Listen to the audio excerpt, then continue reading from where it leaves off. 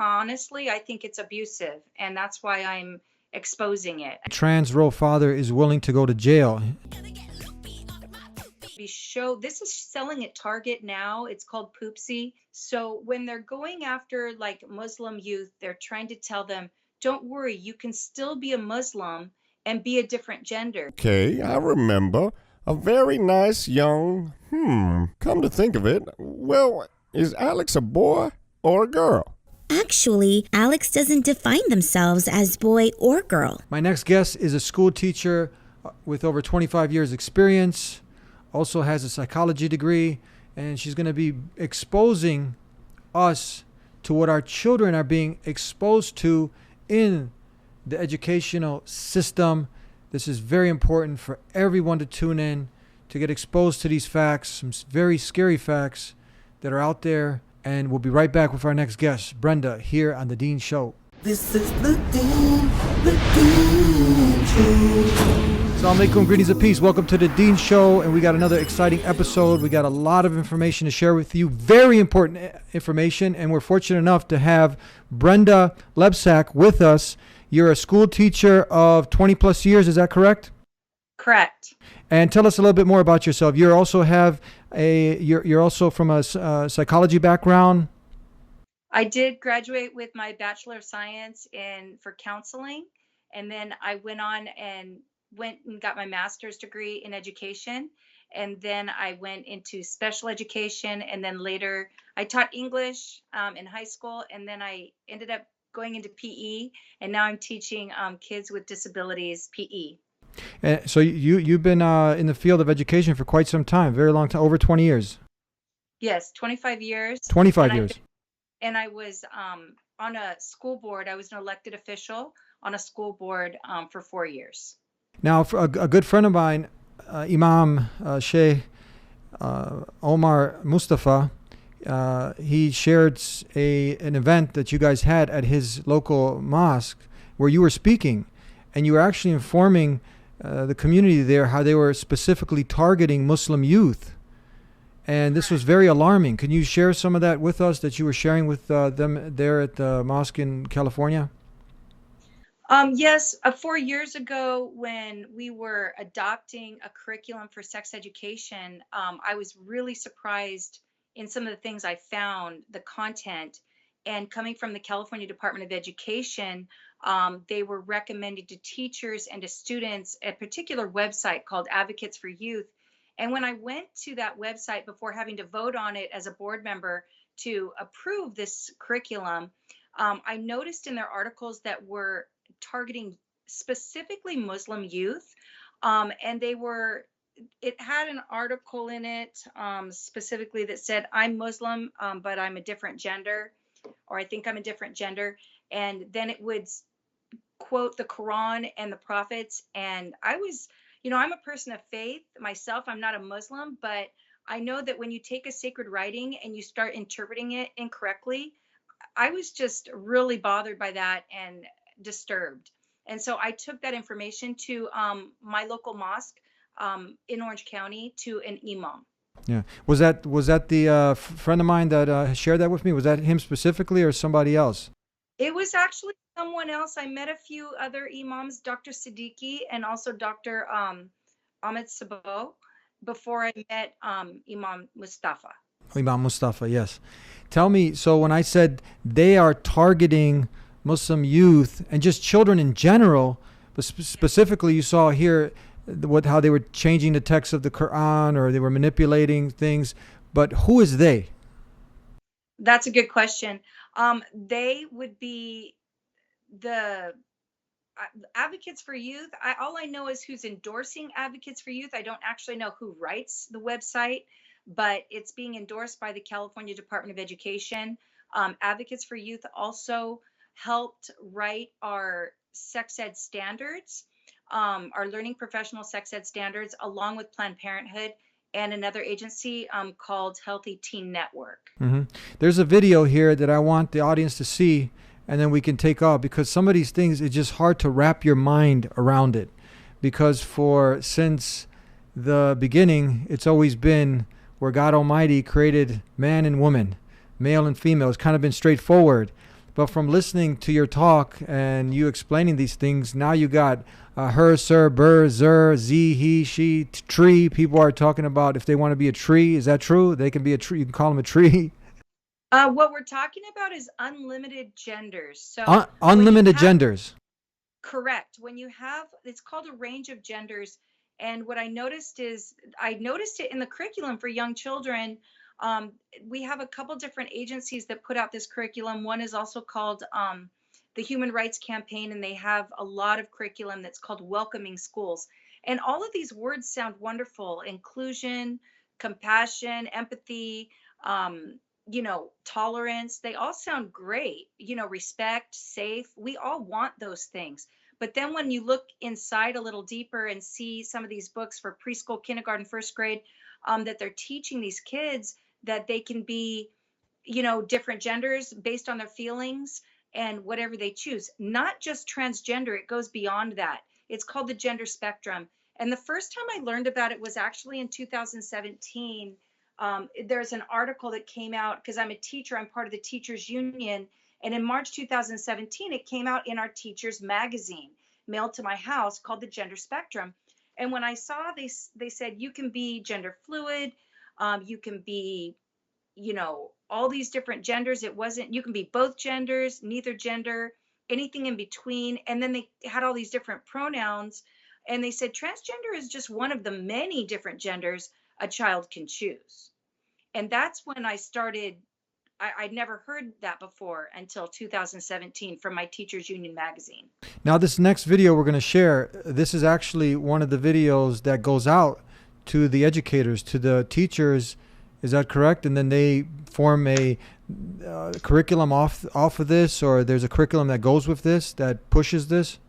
The video How does that work? Amaze.org video? Yes, it's called... A Range of Genders? Yes, that one. Oh, okay, yes. So that one is actually promoted in a lot of different ways. It's promoted through the Southern Poverty Law Center. They put out a magazine to teachers called Teaching Tolerance. And if you see right here, I can give you a closer visual, but it's showing this is a free resource in Advocates for Youth for teachers because it has all these free videos. And this is the way we need to teach tolerance in our classroom. It's coming under the umbrella of diversity, teaching these unlimited genders. I also found it right here in this magazine is actually put out by the Association of California School Administrators. So this is a magazine that is received by principals, superintendents, anybody who's in any type of leadership of school districts or schools. And I found an article in here that also it's called an LGBTQ plus inclusive culture begins in elementary school.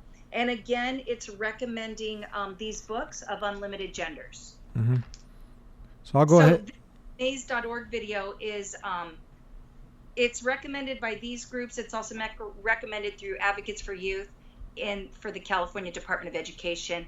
And Advocates for Youth is not just California. It's a national website.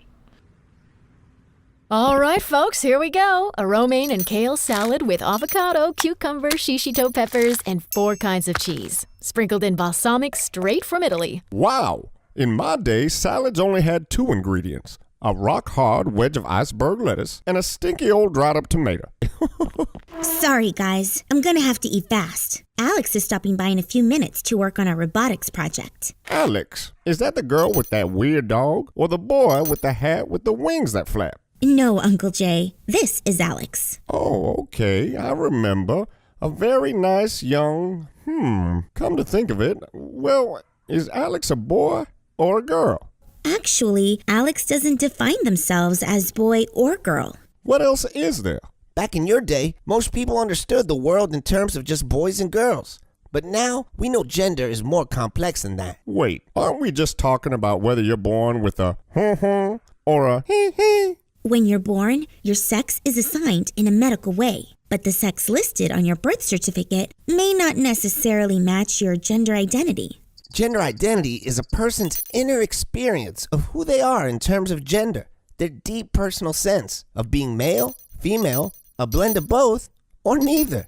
And while many people have a gender identity that's the same as their assigned birth sex of female or male, that's not always the case, because gender exists on a spectrum. Like transgender, which means a person whose gender identity is not consistent with their assigned birth sex. Non-binary, which means a person whose identity doesn't fall in the category of either male or female. And genderqueer or gender fluid, which means a person who does not identify themselves as having a specific gender at all. Does gender identity have to do with being straight or gay? Actually, no. Gender identity has to do with the way you feel about yourself, while sexual orientation is based on the way you feel toward others, the people you may or may not be attracted to. You know, I really like Alex, and I can tell they're a good friend to you. But I'm still pretty confused about all of this. That's okay. You don't have to fully understand someone to respect them. To start, try not to make any assumptions about a person's gender, and use the name and pronouns that they ask you to. Above all, be a friend or ally for people of all gender identities. I guess the storyline starts off with someone who they consider back in your day, someone who was old school. So now this is the new school. Correct. Yeah. So in the old school, it was kind of straightforward. It wasn't as confusing, but now it's something that's a little bit more complex. Can you go more into this? What's the psychology behind this, and what should we? I mean, your thoughts? Yeah, the word that comes up over and over is the word evolve. That our genders are evolving. I'm seeing that in a lot of documents. And that it's progressive. And I'm not sure how they say this is based on science. It makes no common sense to me. But they're saying based on science is children choosing whatever gender they want to be based on their feelings. And that to them is what's called science and progress. Okay, let's stop there. You said science. I mean, is there any science to back any of this up? It's actually in the CDC. The CDC backs up unlimited genders as of December 2019. They are using a lot of new words that people don't know. And what the word is non-binary. See, binary means two. Male and female, bi, two, the prefix bi. But when you have non-binary, that means it's outside of male and female. It's somewhere on the spectrum. And they define that as being both, neither, or something else, which could be unlimited based on really your imagination. It seems like, I mean, how that you gave a good analogy, or you gave us true story about your friends. They're actually were they in law enforcement, and they were scientists for the law enforcement? What field were they in? And then you consulted with them? I was talking to a forensic scientist, and I asked them during their investigations when they were trying to find a suspect, did they ever run into a non-binary person based on blood samples? And they said, no, we've never run into that in all of our years. And these were very, very experienced forensic scientists. And I said, well, that's interesting because they're saying that non-binary is based on science. But honestly, when I went, because I wanted to find out the origin as far as in the state of California, where this came from. And I found it, the definition in the state of California changed in July of 2017. This should have been national news, but it was nowhere to be heard. It actually changed in the Fair Housing, Fair Employment hearing. So I contacted them and asked for the 300-page hearing so I could read it. And when I read it, I found out it came from the Transgender Law Center and Equality California. Those were the two groups lobbying for the changed definition, and the Fair Housing, Fair Employment went right along with it. But it seems like there's more a push through this to actually have children who are already at a stage, you know, when you're going through life as a child, you're growing up, you're already confused about things, just life in general. And a lot of times, you know, you go through the natural process and you just grow out of things. But would you say that this actually just gets children even more confused, and then it just ends up complicating their lives even more? And it seems like this is an ideology that's pushing the children away from their natural way. Oh, I 100% agree. Honestly, I think it's abusive, and that's why I'm exposing it. And I can show you some of the books, and I can say for myself, because I was a tomboy growing up. I liked all the boy things. I didn't play with dolls. I played pirates and cops and robbers. And if I would have been taught these things as a young child, I would have definitely thought I was a boy. It's very, very confusing. And the fact is, what the stats show is any kids that do have any of that gender dysphoria or confusion typically grow out of it after puberty. Like 90% grow out of it. And so to put these thoughts into a young child's mind who is innately imaginative, innately trusting, and impressionable is, to me, exploitation. It's wrong. I mean, and you know it from a psychology background, having a degree in that. What is that doing? I mean, it seems like it's systematically set up, targeting children at this specific young age. Well, absolutely, because the laws, at least in California, are saying that once a child starts identifying as a different gender, or even starts questioning their gender, because LGBTQ, the Q in LGBTQ means queer or questioning. So once they even start questioning, they're put into that category of LGBTQ. And the social workers and the health workers are being trained that, just go with whatever the child says. Never question it, just affirm. Because otherwise, if you don't affirm, you could be leading the child into anxiety, which could lead to depression, which could lead to rejection and suicide, ultimately. Are we seeing a rise of that? I mean, because now they also incorporate these, tell us about these puberty hormone blockers. What is that, and how does this also play into this? Well, and I don't know if you'd like to show that amaze.org video on puberty blockers. Yeah, we could do that. I think that would tell a lot. Yes. And remember, these are being shown to kids before they hit puberty. So elementary children. Now, this is another video that's being shown to children just like the other one that we showed.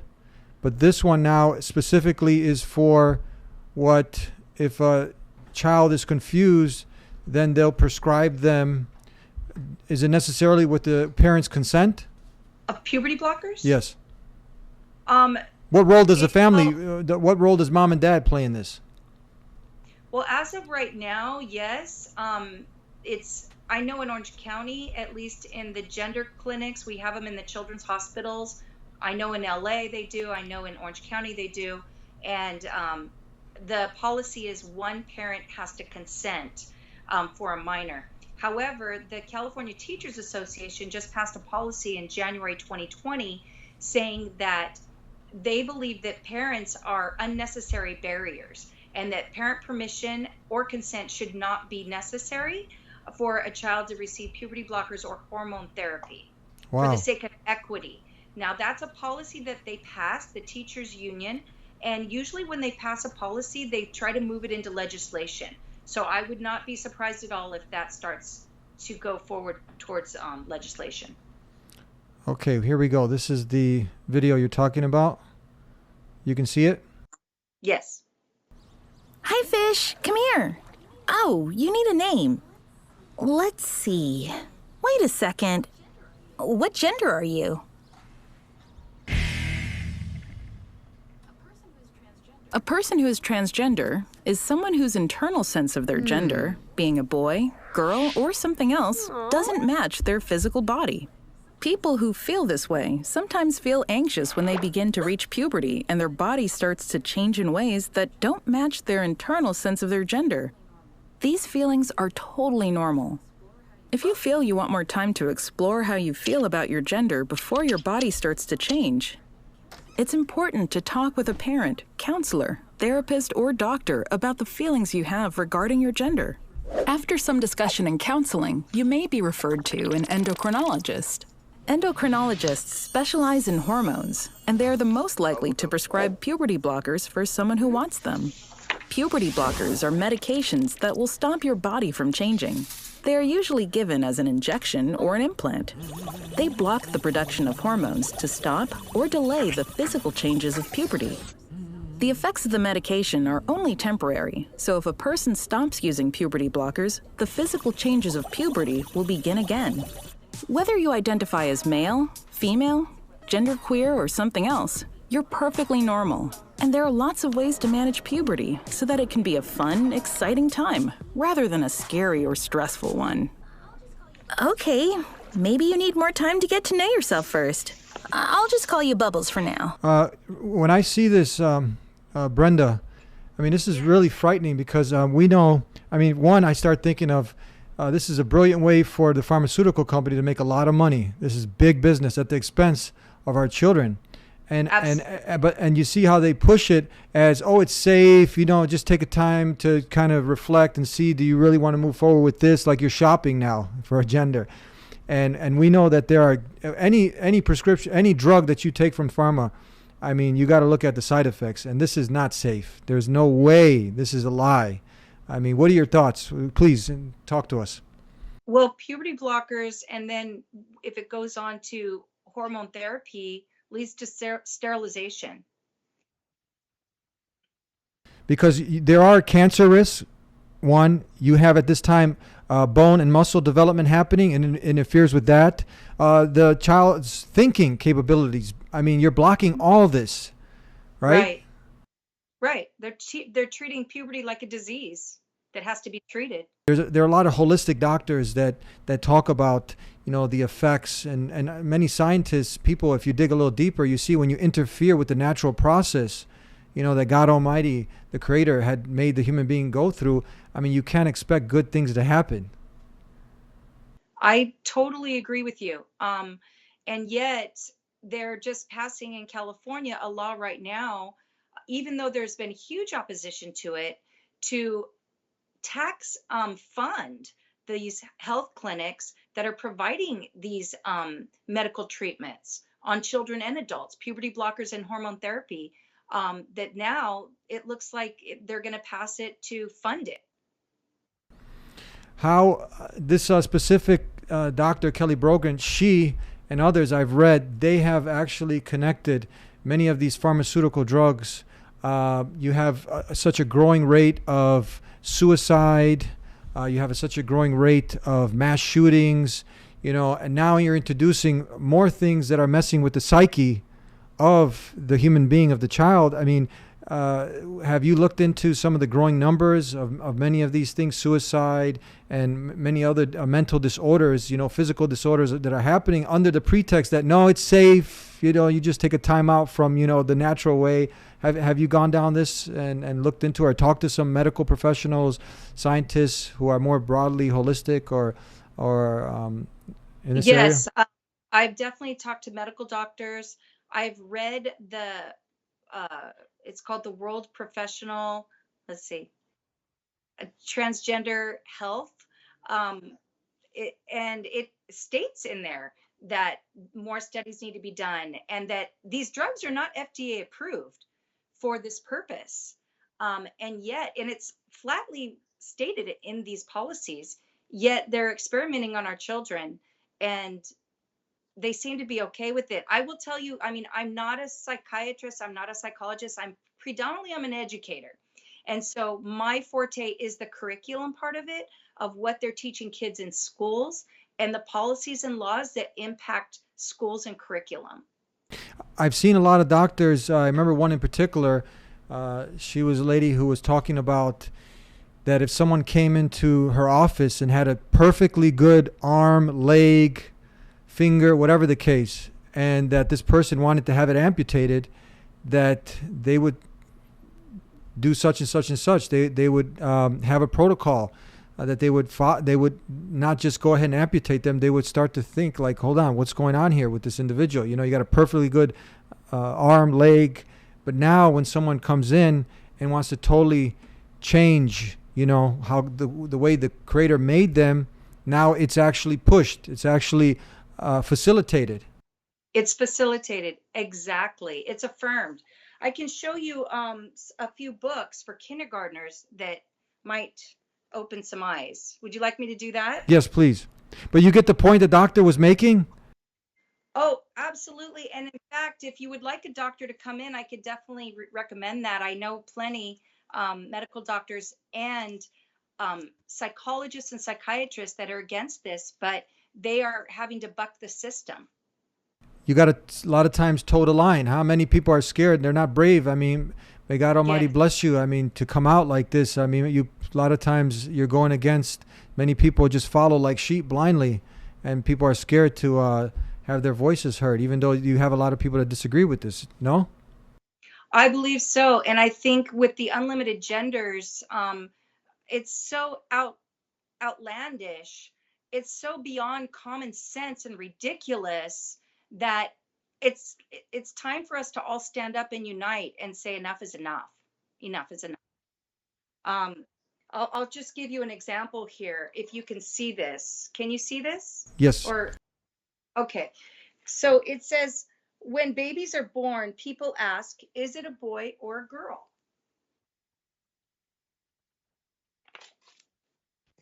Well, babies can't talk, so grown-ups make a guess by looking at their bodies. Now, notice it says grown-ups. It doesn't even say parents. Yeah, they're guessing what they are by looking at their bodies. Some people say there are only two genders, but there are really many genders. And here's the picture. I am girl, boy, both, neither, just me. And if you see this picture, you'll notice the age of these children. These look like, to me, 3-year-olds, 4-year-olds. They're very small. And here's the definition of the gender spectrum. And for some people, there are more than just two choices. Now, they're using the word choices. There are just a few words people use: trans, genderqueer, non-binary, gender fluid, transgender, gender neutral, agender, neutroid, bigender, third gender, two-spirit, and there are even more words people are using to describe their experience. This is called the gender spectrum.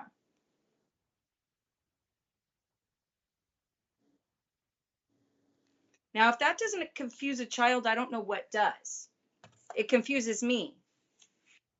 Now, to go into this other part I want to show is where you talk about the targeting of the Muslim youth, Muslim children, and I'm showing right now on the screen where it says this is a article or the teacher is called the Resource for Trans Muslim Youth. It says, I'm Muslim and my gender doesn't fit me. Can you talk about what this is and how is this affecting the educators, teachers out there?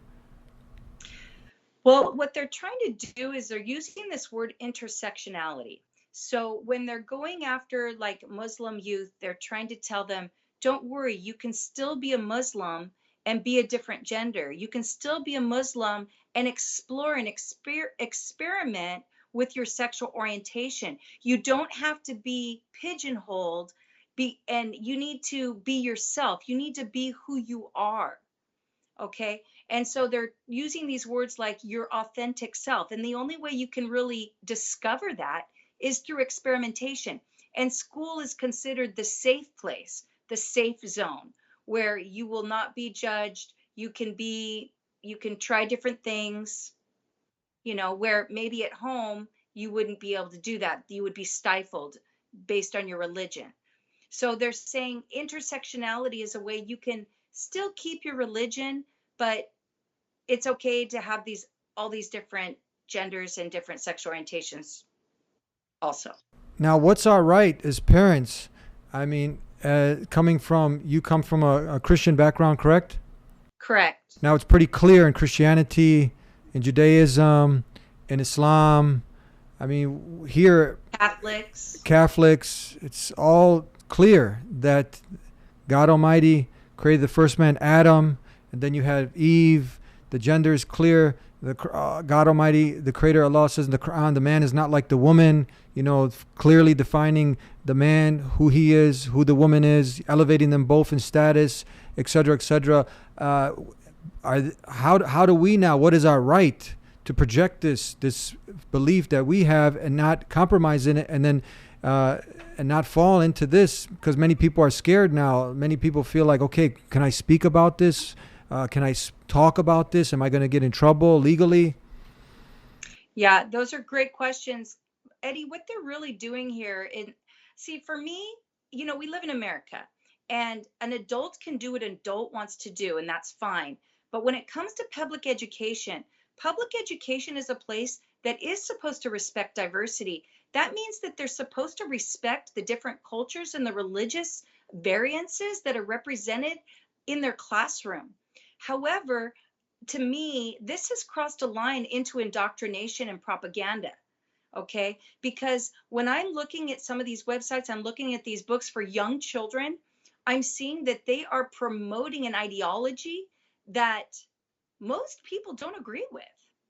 Yet they're promoting it as fact and science and truth. So, and when Black Lives Matter came in with their K through 12 curriculum, which I sent you some of the coloring pages, it's also promoting this same type of gender.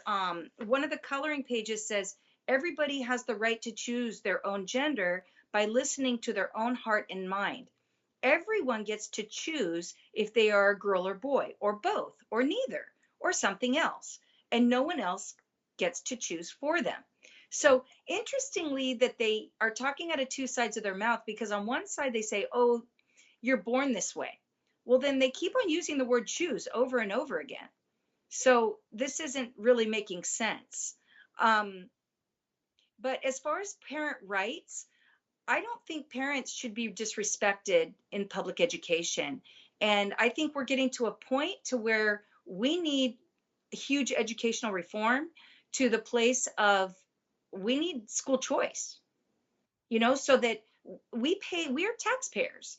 And, if we're taxpayers, and if somebody wants to send their child to a Muslim school, a mosque school, or to a Catholic school, or to a Christian academy, or to a military school, they should be given that choice. They shouldn't be locked in to schools that are absolutely assaulting their values and their family beliefs. Talk to us about this father. It's the headlines read, trans row father is willing to go to jail, saying, I will not allow my son to attend relationship classes and learn he may be in the wrong body, says a Birmingham man. Yes. Well, they're pushing this. It's not just here, but it's even more progressive in other countries. And I'm getting information from Australia, from the UK, that this is going out globally. Those Amaze videos that you watched are not just being shown in the United States. There's over 40 million views that are international, because they have put those videos in multiple languages. So what they're doing is they're teaching our children these things when parents haven't even heard of it before, so that the children come home from school and say, oh, well, mom, dad, you're not with it. You don't know what's like the cutting edge science. So kids already are, they're trying to individuate. They're trying to be their own people, right, as they're growing up into adolescence. And this just makes the rebellion all the worse, because now they see their parents as backwards, because the schools are teaching something very contrary to what maybe their religions, their imams, their priests, their pastors, or their parents are teaching them. It's a contradiction. Let's just make this very emphatically clear that A, this is anti-science, B, this is against medicine, and this is also against, if you're a God-fearing person, if you love God, this is also against God, the Creator. I mean, this is undermining Him at the same time. So all these things, from a scientific perspective, there's no science to back this. From a medical perspective, nothing's there. Am I correct when I say this? Absolutely. And when it comes to parent rights, at least in California, and usually California leads the way for the nation, They are taking away our rights one by one, in big ways. So for one, with sex education, they said no longer will it require permission slips by parents. And actually, I worked with one of the imams we tried to pass a law to increase parent rights with many concerned citizens in California. In fact, he spoke at the hearing in the Capitol. He did an amazing job. And yet, even though we had millions of people, Catholics, Christians, Muslims, Jews, Mormons, many people that were opposing this, and we wanted more parent rights, we were asking for basically, parent permission slips if you're going to teach this to elementary, asking that they put the curriculum on their website so that parents don't have to take off work in order to view what's being taught to their children. We were asking for transparency and openness so we didn't have to guess what's going on when these laws are changing. And they voted no. The ACLU opposed us. The American Academy of Pediatrics opposed us. Planned Parenthood opposed us. It was unbelievable. Well, they said it was based on data and research, and we read their data, and their data did not back up their position. It was a 30-year-old study that was actually from a drug prevention program in middle school, with a sample of 200 students. And at the abstract summary at the end, it said that, it was good for this case, but usually when it comes to parent permission, you should go on a case-by-case basis. So it didn't even relate. I mean, our subject was sex education for elementary school kids. It was apples and oranges. So to me, they're just pushing an agenda here to take away parent rights and to create medical patients, lifelong medical patients with puberty blockers and hormone therapy. Let me get your reaction to one more thing. There's a big controversy regarding a film that seems to be over-sexualizing children. Yes. And again, it goes back to our topic talking about targeting Muslim youth, because you have an actual family that has a daughter in there that's wearing, when we wear this, the women wear the hijab, they're actually imitating Mary, the mother of Jesus. I don't know if you knew that. It's... I haven't seen it, but I did read a summary about it. Yeah, so that's why she's wearing the hijab. That's why any woman, a Muslim woman, they wear the hijab, because of our deep love for Jesus, peace be upon him, and his blessed mother, Mary, call her Maryam. So we're trying to imitate her in modesty. Now, I'm going to go ahead and share this. Have you heard of this film called Cuties? Yes, it's called Cuties. Yeah. And it's young girls before they're not even teenagers yet. And they are going against their parents because they wanted to join a dance team where it's a very sexualized dancing called twerking. So how does this fit in with what we're talking about? The way it fits in is when I read through the International Planned Parenthood, they talk a lot about sexual rights, and that they talk a lot about sexual pleasure, and that sexual pleasure is the right, and it is the right of, actually in the sex education standards, I was shocked when I read it. It said that it is the fundamental, sexual consent is the fundamental right of people of all ages. So they're really stressing kids having sexual rights. I mean, this seems like more a growing push also for pedophilia. Absolutely. I mean, I agree. Yes. So this is very scary times we're living in. It's very alarming. Yeah. And they're doing it with toys too. And I think I sent you one of those toys. Okay, so now with this Netflix film, so now you have these young girls, you have this Muslim girl who's growing up, and now you have these the other young girls. They're trying to get them to do the whole twerking stuff and all. It all seems like it's under the umbrella of just fun. We're just having fun, freedom. What do you think about that? All these terms that are just nice. They're nice terms, slogans that are put out there, but then what's the agenda underneath? Right? It seems it's this poison. Yeah, the agenda is freedom at all costs, and it's leading our kids into rebellion against their parents, rebellion and revolt against, probably their traditional, if they're in any type of religious or cultural family setting. It's to break out and to be your own person and to have fun no matter what. Pleasure is everything, and sexual pleasure especially. There is a big outrage also, and we've had a lot of.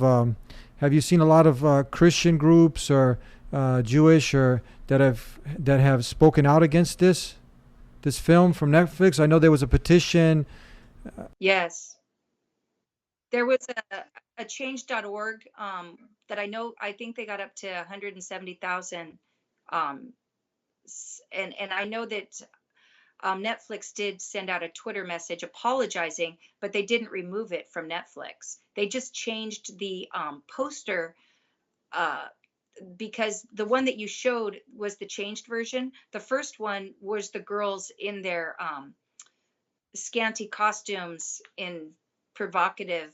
Oh, wait. So the one that we just showed was a toned down one? There was one worse than that? Yes, yeah, that's the toned down one. They portrayed these 11-year-old girls as Las Vegas showgirls. Like basically, basically strippers. Like pole dancers. Pole dancers. So tell me now about and the last thing we'll discuss here was about the actual toys. You sent me some stuff. Talk to us about this.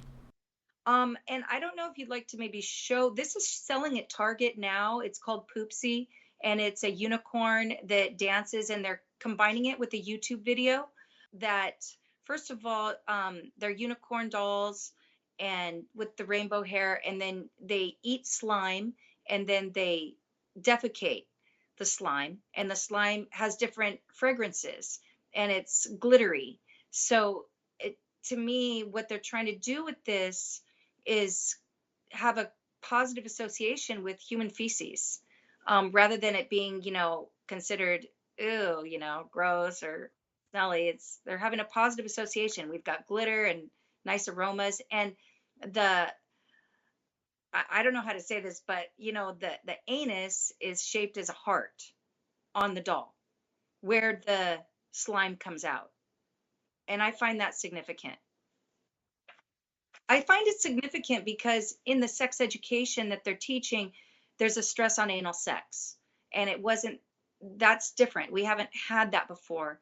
But this is an important point now. This is an important point that in the sexual education at the school, this wasn't something that was stressed before, but now there's been a big change in it.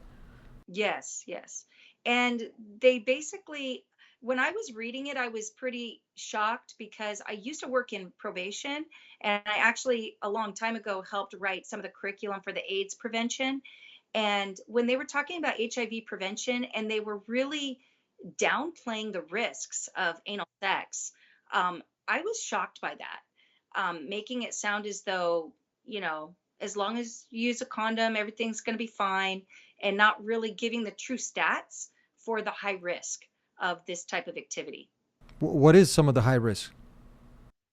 Well, first of all, condoms are not even FDA approved for anal sex. And the CDC stats show that's 70% efficacy rate. So, that's it with perfect use of a condom, perfect 100% use all the time with a condom. And, there's no such thing as perfect use, actually.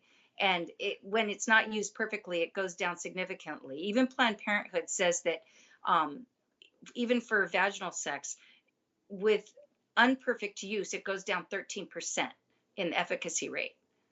So if you're going from a 70% and then you take down unperfect use, that takes it down to 57% efficiency. So tell us, Brenda, what can the parents do? What can the people, are many of these laws being just passed while people are asleep at home, while people are just snoozing under the table really quickly? Like, how are they being passed? Do more people, mainstream media, not much coverage on this? What can we do? No, the mainstream media keep it totally silent. I mean, even the fact that we had our gender definition changed, the legal definition changed in 2017 in the state of California, And no, not a word was said, not a word. In fact, even the school board members weren't told. And I contacted the California School Board Association and said, listen, why aren't school board members being told this? We're passing policies with the word gender identity. And yet the implications when a definition change, it's huge. The implications are huge because what it means is because under the sexual harassment and discriminatory non-discrimination policies, I said, if a teacher doesn't go along with this, if they don't use some of these pronouns like ze, they, some of these new pronouns that are non-binary, they will be accused of discrimination or harassment and their jobs will be in jeopardy. Their jobs will actually be in jeopardy. That's right. So it's really putting people in fear that they could lose their jobs. I mean, explain that. Give us in a scenario. I mean, if you address someone who's a boy, I mean, biologically, she's a female, and you address her by her biological nature, the way God Almighty created her, the way your religion defines man or woman, you can get in trouble as an educator. You lose your job. Yes. And this is actually happening. Have any cases that you know of? Yes. Yeah. And I know a teacher friend of mine, she was posting on Facebook. She lives in the Bay Area. This wasn't even during work hours. She posted on Facebook how she thought these different gender identities were harmful to kids. And she was put on administrative leave, saying that she might be creating a hostile environment for students if she doesn't believe the way they want her to believe.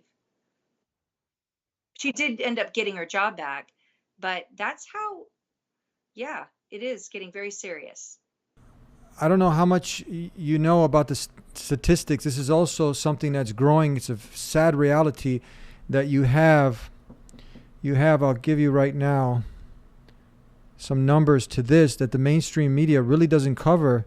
And then when you see films like this, with this Cuties, this new Netflix, do you see this actually contributing to the human trafficking of young children? You have 30 million slaves in the world. 10 million of these are children. Trafficking in persons trafficking in persons is the third most profitable business for organized crime. American children are the number one victims in America. You have 2 million children are sexually exploited in this multi-billion-dollar commercial industry. And this is huge, and you don't hear much talk about this happening. Right. I think it's absolutely going to contribute when you're sexualizing young children, and it's absolutely they're teaching all kinds of things to them, masturbation at a very young age, and they're going into great detail on all the body parts, which isn't necessary, and it's literally pornography. It's very scary. So again, we've covered a lot. It's a lot of information. I believe every parent needs to watch this to be informed, not asleep when it comes to, not naive. And your closing comments. What else? What can every parent do to make a difference? Do you want me to show one more book? Yes, please. Okay. This is a book from the Human Rights Campaign called Welcoming Schools, and this is for preschool through second grade. This is preschool through second grade. So these are all the books up until now that you showed us. This is what the teachers are using in the public schools. This is, well, I can't say definitely that they're using them. I can say that they're being promoted and encouraged to use them by our Department of Education. They're saying that this is inclusive. This is how to create inclusive, welcoming school climates by teaching this. And anybody who wants more information, I do have a YouTube video that actually the Muslim community helped fund. And so if they Google my name, Brenda Lebsack, they can find a lot more videos with samples of curriculum and videos in that. Yeah. So this one has, let me see. This is called it's called They, She, He, Me, Free to Be. And this is a picture with the pronoun of he.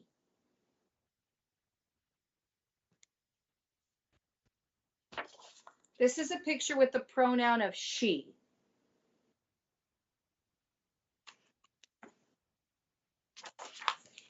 This is a picture of the pronoun of they, meaning you can be both male and female at the same time. You could be so. Wait, back up. So you can be now both at the same time, also. Yes. Wow. Yes. Or you can be fluctuating gender fluid back and forth. So you can go he one day, she the next day.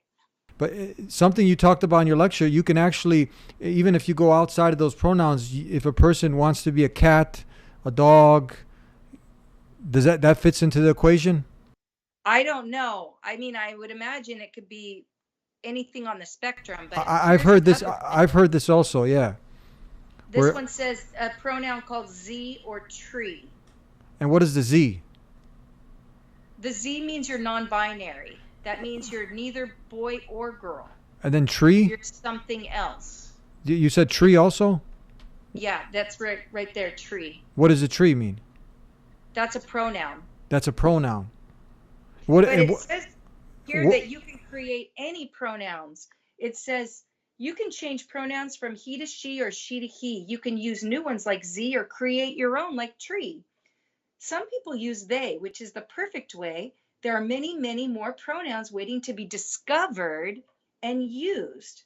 So they're talking about, like I said, the kid's imagination. The sky is the limit. What do you want to be? It's just like hybrid humanity. It's like Avatar. How is the Christian community? How are they? I mean, this is a great joint effort. I mean, to work together to bring to light. And we have been working together. When we had the Catholic Conference of Bishops in the state of California, we had the Islamic Shura Council for Southern California. We had the Nazarene denomination, Assemblies of God for Southern California.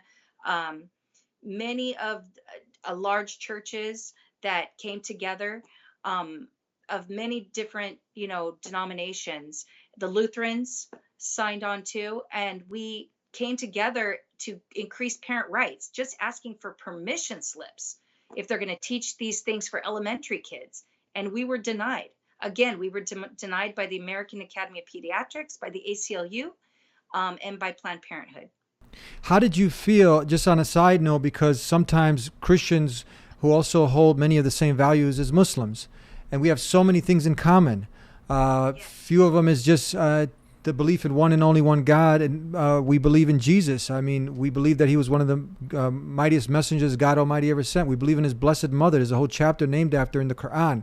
We say peace. You hear us say Assalamu alaikum. We say peace be with you. That's the way Jesus greeted. We believe in family. Man and woman coming together.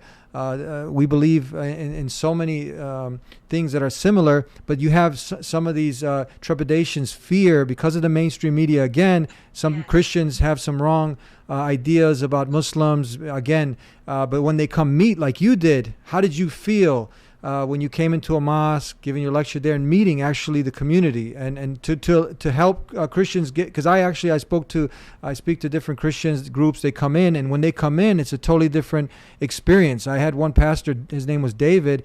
I said, how did you feel before you came to visit us here? He said, I was terrified.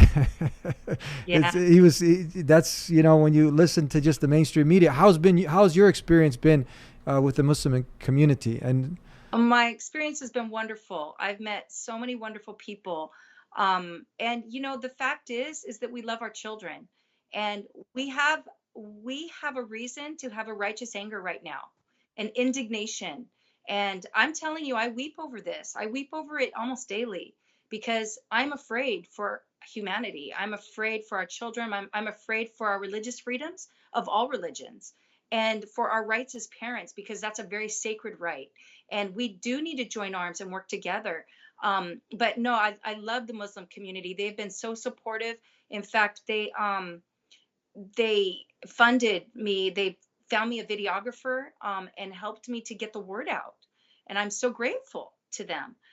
And, I think sometimes we stereotype, and it's just wrong, for people to stereotype Christians or evangelicals as people who blow up abortion clinics and, strike gay funerals. That's not the Christian community, and the Catholic community isn't a bunch of child molesters, and it's just sad because a few things like that, or 9/11, a lot of Christians think of terrorism and 9/11, and we need to meet each other and get rid of these stereotypes between each other that provide restrict unity. Absolutely. Are you also open if other, because I encourage more community leaders, imams, scholars to invite you to their mosques so you can also give this presentation and make the community aware of really what's going on? Are you willing to come out and Oh, absolutely. Absolutely. And, with the COVID-19, even though it seemed to put a damper on things, because I was going into mosques, I was going into churches of many different languages, Spanish, Korean, but it doesn't have to dampen it, because actually there's webinars. We could probably meet even more people with greater influence. And we need to the mass media isn't going to cover this. So we have to take it upon ourselves to do so. how can people get in contact with you if they wanted to invite you or see some more of your work? They can just Brenda Lebsack at AOL.com, or they can message me. I'm on Facebook, so they can message me. You're on Facebook, and the video that you talked about, to see more of your videos, they can go on YouTube. They just put your name, Brenda. Yeah, if they Google my name, I've actually written a lot of articles, and I have a lot of YouTubes, and they're short. They're only 4 minutes each. So I tried to keep them really packed with information, because I know people don't have a lot of time. And by the way, I want to let you know that I'm also reaching out to the gay and lesbian community, because they are upset about this too.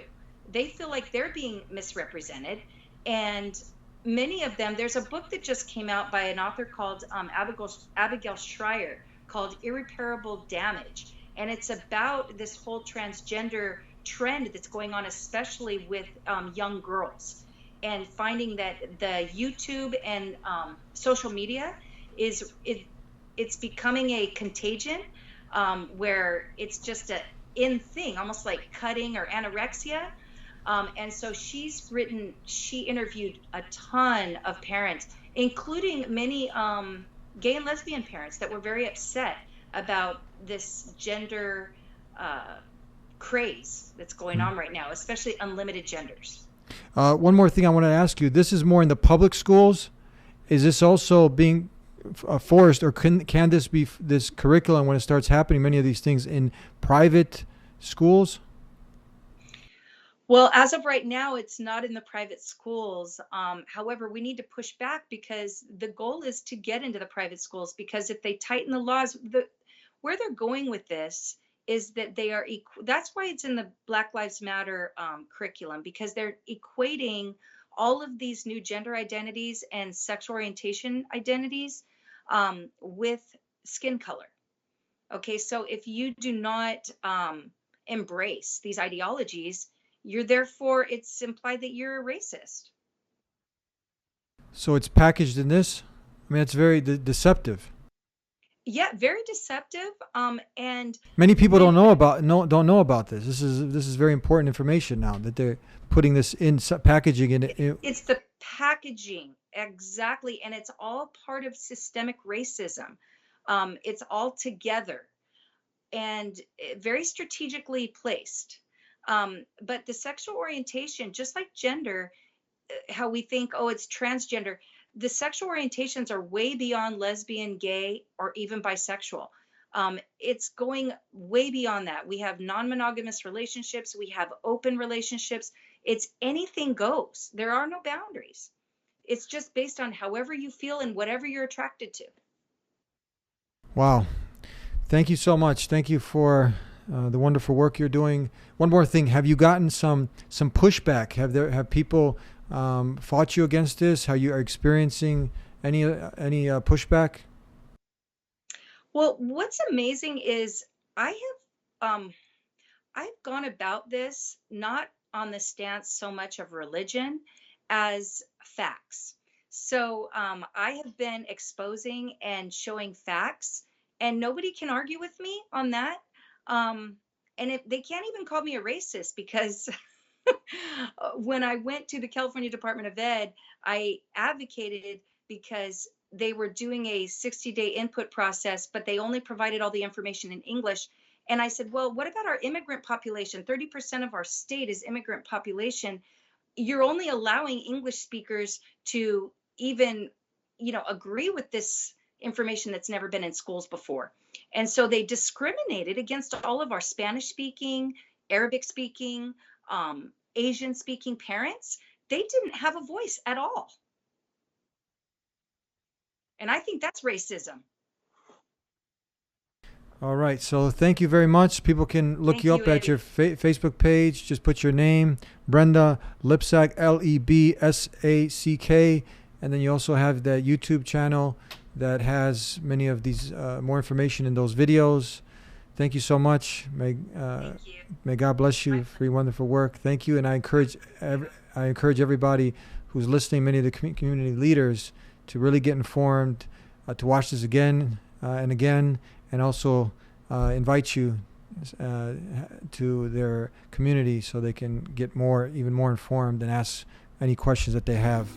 Thank you so much. Thank you very much, Brenda. And this is a great example of someone with a lot of courage, somebody who is helping to expose what our children are being exposed to, an educator with over 25 years experience.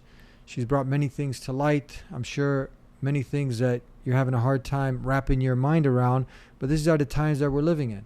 And we got to hold firm, and we have to educate our children, ourselves in our home, make sure we're living this deen, this beautiful way of life from the Creator of the heavens and earth, submission to His will, not our desires. That's what Islam means, that we're doing our best to teach our children what God Almighty, the Creator, Allah, what He loves. And He loves when husband and wife, when a man and woman, they come together to express themselves.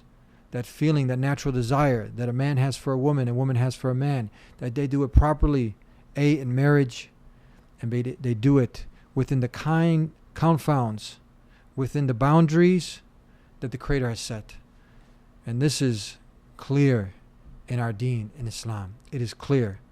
And we know it's clear in Christianity and in Judaism. So people of faith, people who believe in the Creator of the heavens and earth, this is a great example how we can come together on something good to promote that, so we don't end up having this other ideology try to snatch our kids away from the way that has been clear for generations since the beginning of humanity. Thank you very much. Again, subscribe if you haven't already.